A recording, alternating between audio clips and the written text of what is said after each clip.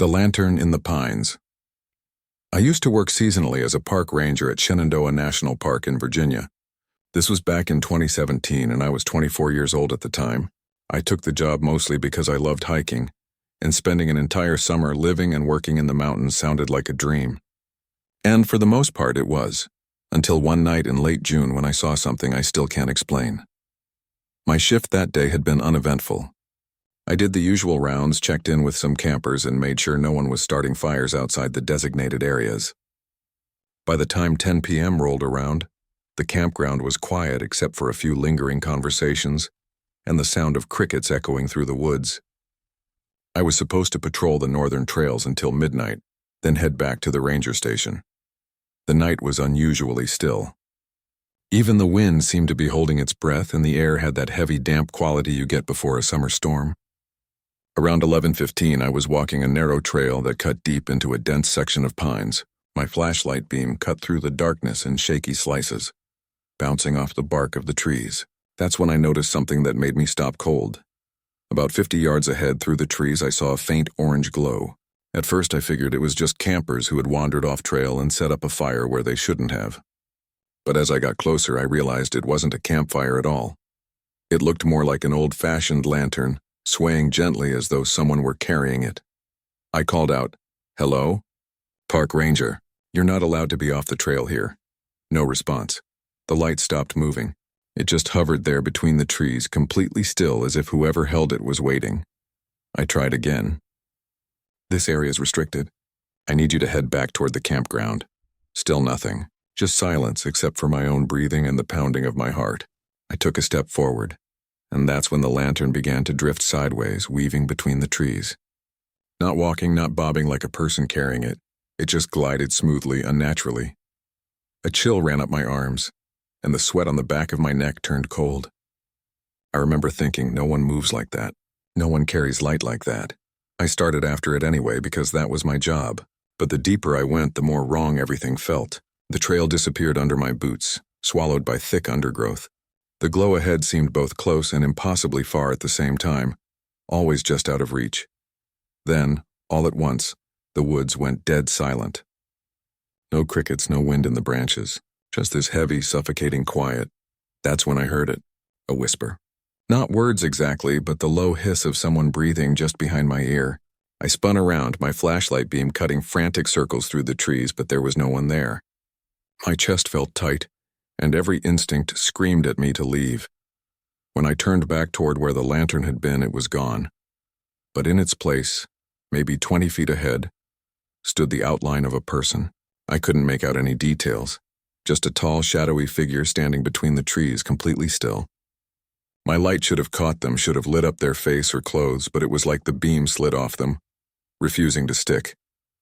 I managed to choke out, "Hey, you can't be out here," though my voice shook so badly it hardly sounded like me. The figure tilted its head slowly to one side, like a curious animal. And then in the exact same second I blinked, it was gone. No sound of footsteps, no rustle of leaves, just empty forest.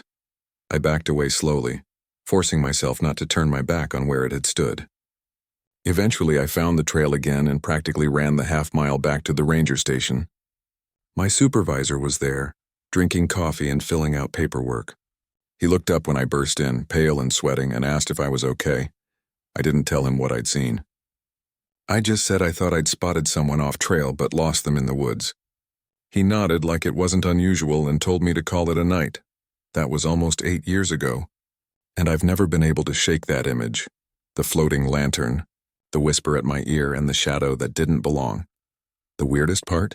A couple weeks later, I mentioned it casually to one of the older rangers. His face went serious and he said, "You saw the lantern, didn't you?" I asked him what he meant, and he told me that for decades, campers and even staff had reported a strange light in those woods, always described as an old lantern carried by someone who never answers when called. Sometimes people claimed to see a man in old-fashioned clothes, sometimes just a shape, but always in the same area, always at night. I laughed it off, pretended I didn't care, but deep down I think about it every time I hike alone, because I know what I saw, and I know that whatever is out there in the pines, it isn't human.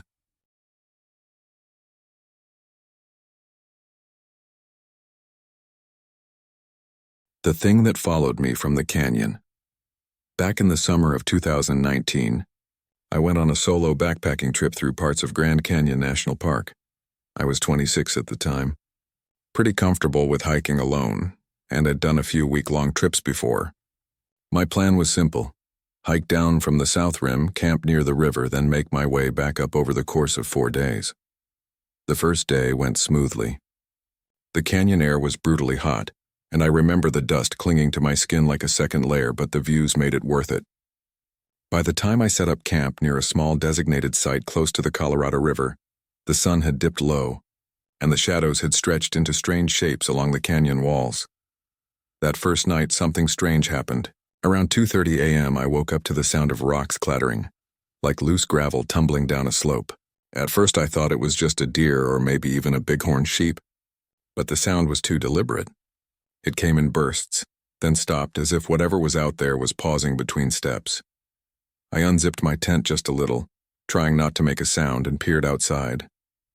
The night sky was incredible, stars scattered like diamonds, but the canyon around me was in total darkness. Then I caught it: movement. A figure maybe 50 feet away, standing unnaturally still on the slope above my camp. It wasn't an animal. It was upright, human-shaped. I whispered to myself, "No way, no way." The figure didn't move, didn't make a sound. It was just there, black against black, its outline barely visible against the starlit sky. I pulled the zipper shut and sat in my tent, my pulse hammering in my ears.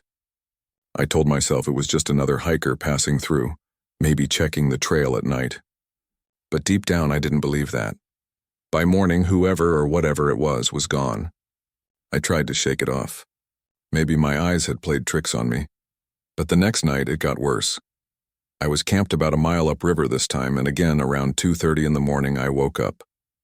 Not to footsteps this time, but to breathing. Heavy, slow breathing just outside the thin nylon wall of my tent. I froze, every muscle in my body tense. I wanted to call out, to scare off whoever was there, but I couldn't bring myself to make a sound. After maybe 30 seconds, I forced myself to whisper, "Hello?" The breathing stopped instantly. The silence that followed was worse than the sound itself. My skin crawled, and I could feel sweat beating across my forehead despite the cool night air. Then came the faintest scraping sound, like fingers dragging slowly across fabric. My tent, I bolted upright and shouted, "Get the hell away from me!" My voice cracked with panic, and just like that, the noise stopped. No footsteps running away, no retreating sound. Just nothing.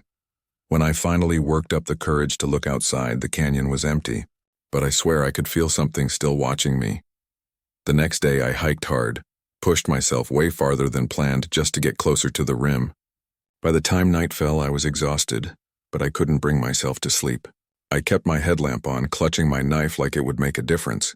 At some point, I must have dozed off because I woke again in total darkness.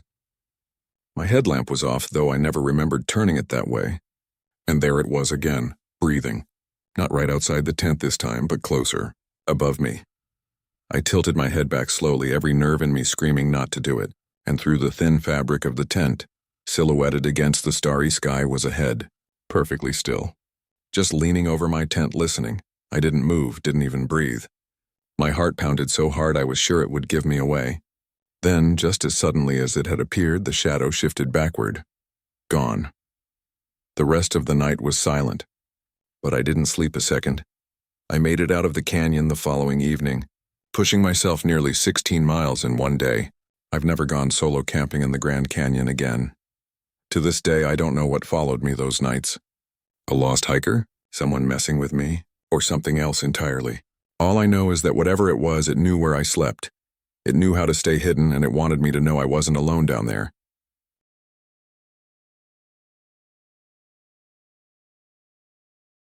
The Whistler in the Woods. This happened to me in 2021 when I went camping with 2 friends in Olympic National Park in Washington. I'm 29 now, but at the time I was 25 and still new to backpacking. My friends Aaron and Lily had way more experience than me, so I trusted them when they suggested we set up camp off one of the less traveled trails.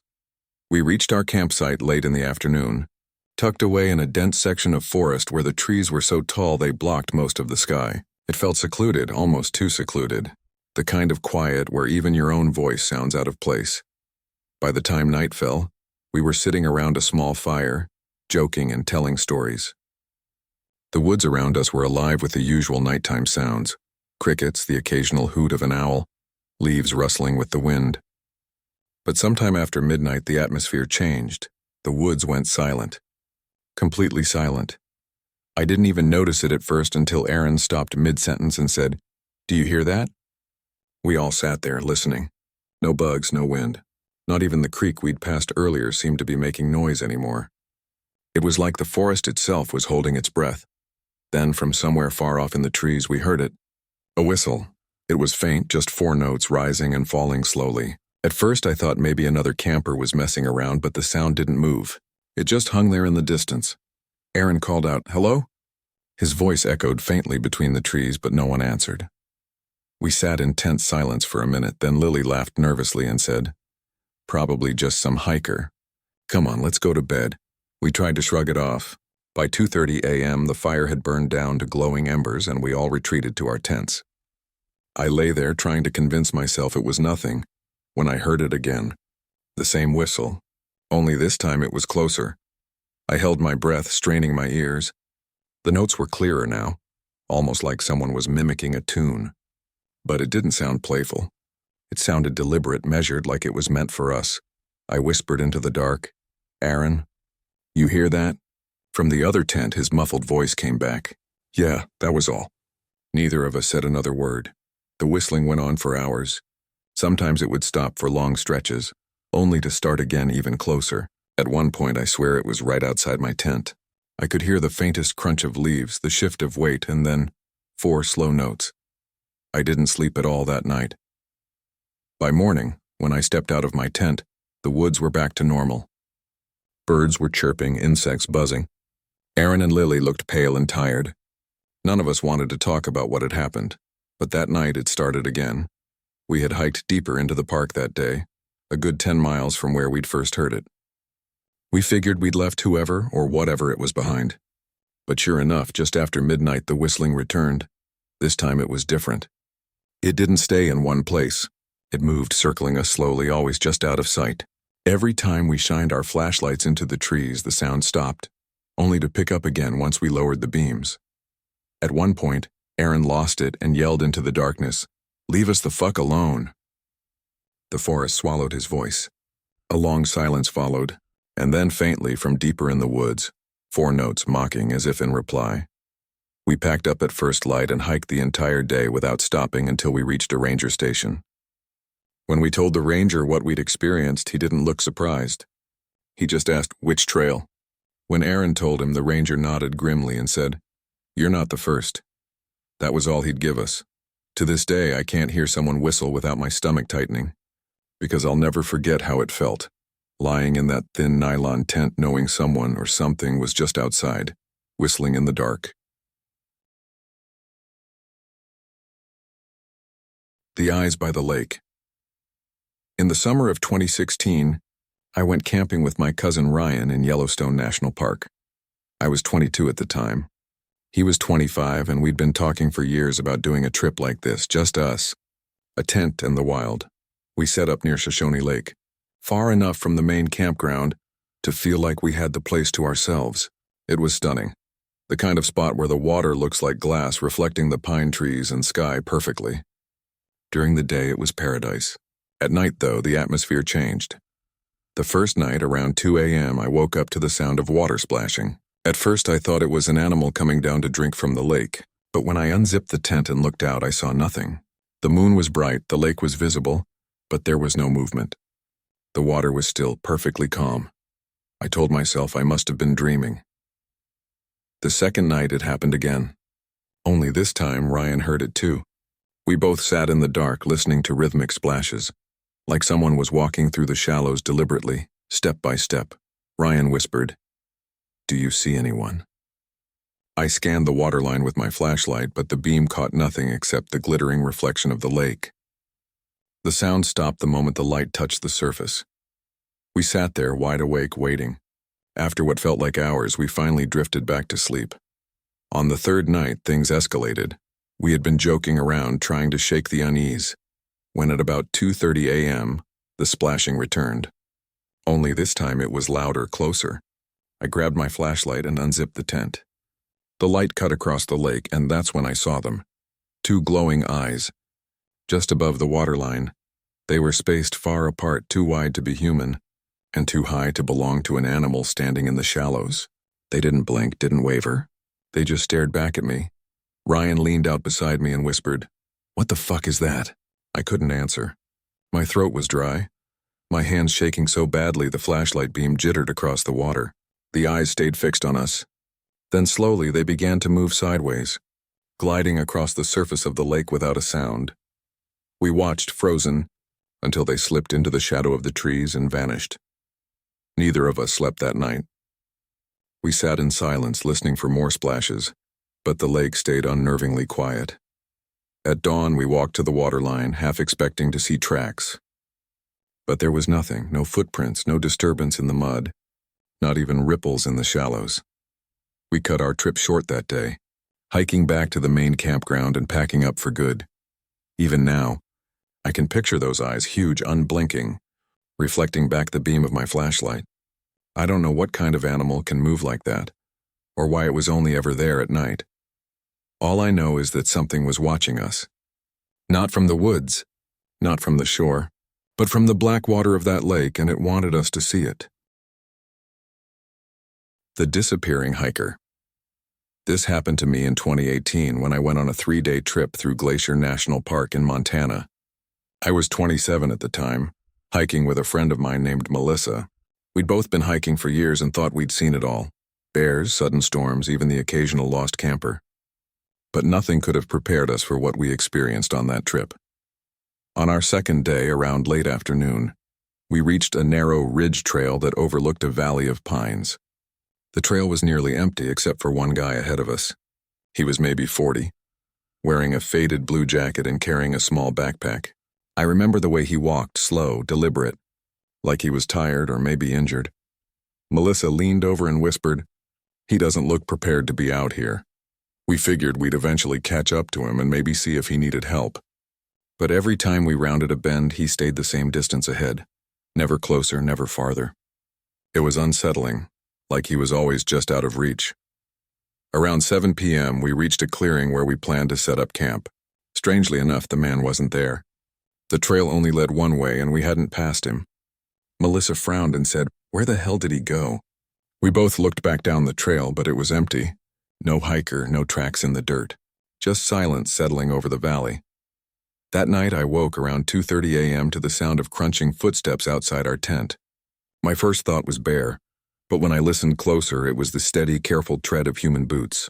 I froze, my heart pounding as the steps circled our tent slowly. Melissa whispered, "Do you hear that?" Her voice was trembling. I whispered back, "Yeah." The footsteps stopped right beside me, just inches from where my head rested against the tent wall. My throat went dry and I forced myself to say, "Hello? Who's out there?" No answer. Just silence, then faintly a whisper. Too soft to make out words, but it was right outside the thin nylon. Melissa sat up, panicked. "Who is it? What do you want?" The whispering stopped. And then the footsteps resumed, walking slowly away into the trees. We didn't dare go outside. We sat in the tent until morning, clutching our bear spray like it would protect us. When the sun came up, we checked the ground around our tent. Nothing. No prints. No sign of anyone. We packed up immediately, deciding to cut our trip short. But about an hour into our hike back, we froze. Up ahead, standing in the middle of the trail, was the man in the blue jacket.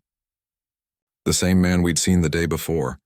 He wasn't walking this time, just standing, facing away from us. Melissa whispered, "That's him." I called out, trying to keep my voice steady. "Hey, are you okay?" "Do you need help?" He didn't move, didn't turn around, just stood there. We slowly started walking backward, not wanting to get any closer, and that's when, in the blink of an eye, he was gone. No sound, no footsteps, just gone. We stood frozen for a good 5 minutes, staring at the empty trail. Then we turned and practically ran the rest of the way down the ridge. To this day, I can't explain what we saw. Was it some hallucination from exhaustion? A trick of the light? But Melissa and I both saw him. We both heard the footsteps circling our tent. And we both know you can't just vanish on a narrow trail with nowhere to go. We told a ranger about it later, and he just gave us a strange look. Then he asked, "Blue Jacket?" When we nodded, his expression darkened. He wouldn't say much more, only that there had been reports over the years of a man seen wandering that ridge, always in a faded blue jacket, always alone, and sometimes he's still seen at night.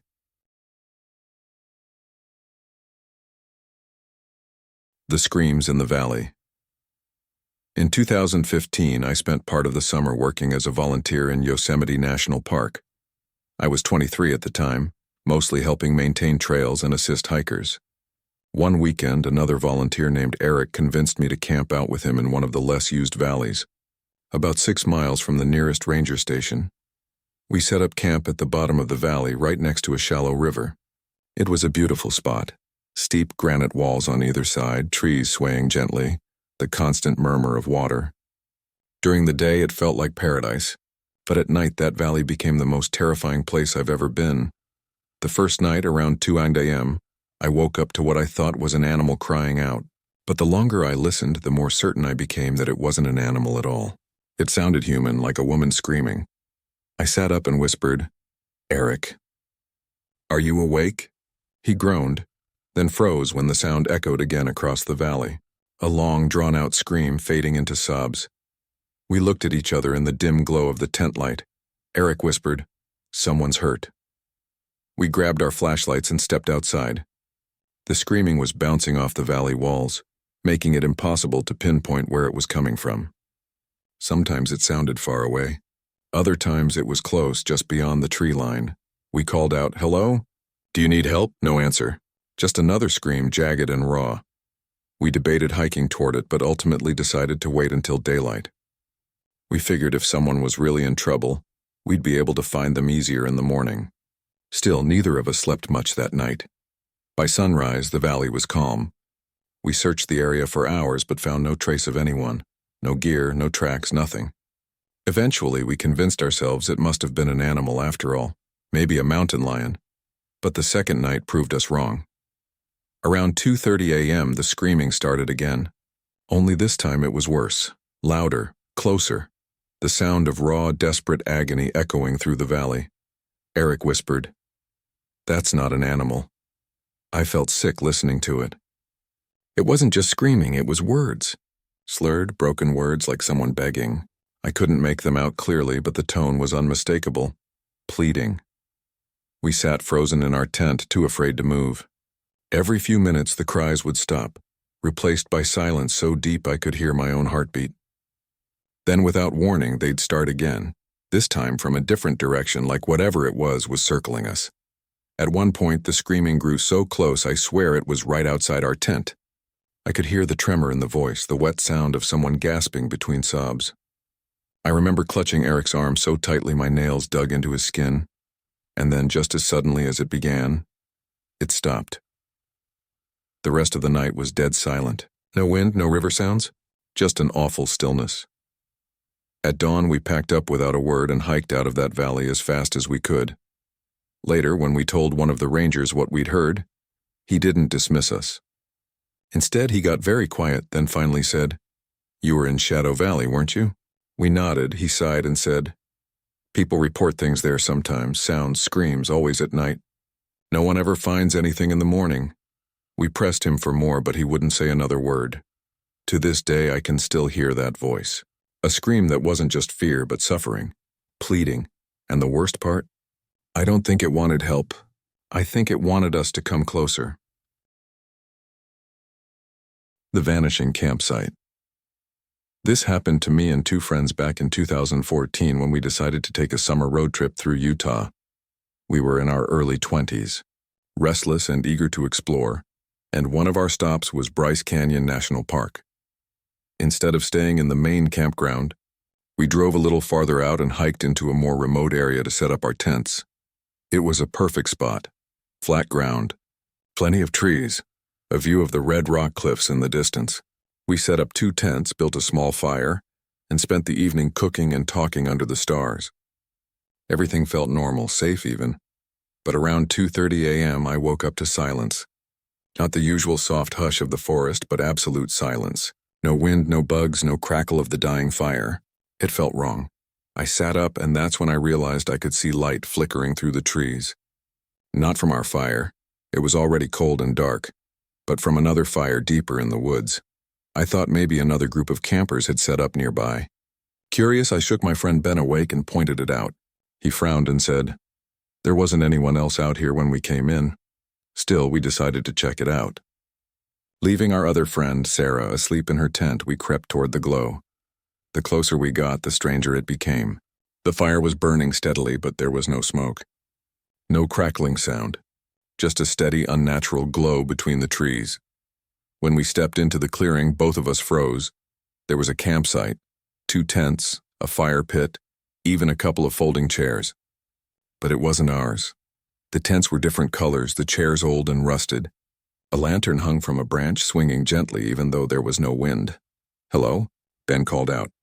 His voice echoed strangely, like the trees swallowed the sound. No one answered. I took a few steps closer, my stomach twisting. Something about the sight looked wrong. The fire burned, but I couldn't feel any heat. The tents looked faded, sun-bleached, as though they'd been sitting there for years.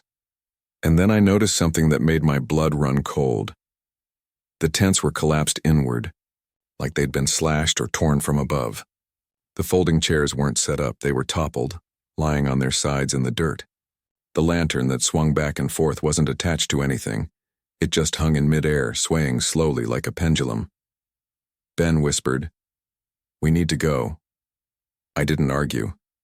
We turned and ran back toward our own camp, but when we broke through the trees into our clearing, my stomach dropped again. Our campsite was gone. No tents. No fire pit, no packs, just bare ground as though we'd never set up there at all. "Sarah," Ben yelled, his voice cracking, no answer. No trace of her. We searched frantically, running in circles, shining our flashlights into the trees. Nothing. No footprints. No gear, no Sarah, just emptiness. And then, from deep in the woods came the faint sound of laughter, high-pitched, distant, childlike. We stood frozen, listening until it faded away, finally. After what felt like hours, we stumbled onto the trail we'd taken in. By dawn, we reached the parking lot, pale and shaking. Sarah was sitting there on the hood of the car. She looked confused, tired. She swore she had gone to bed in her tent, and the next thing she knew, she woke up in the lot with no memory of walking back. We tried to explain what had happened, but she just stared at us like we were crazy. And maybe we were, but I know what I saw. That second campsite, the fire that didn't burn, the lantern that swung without wind. And I'll never forget returning to find the place we'd slept just erased.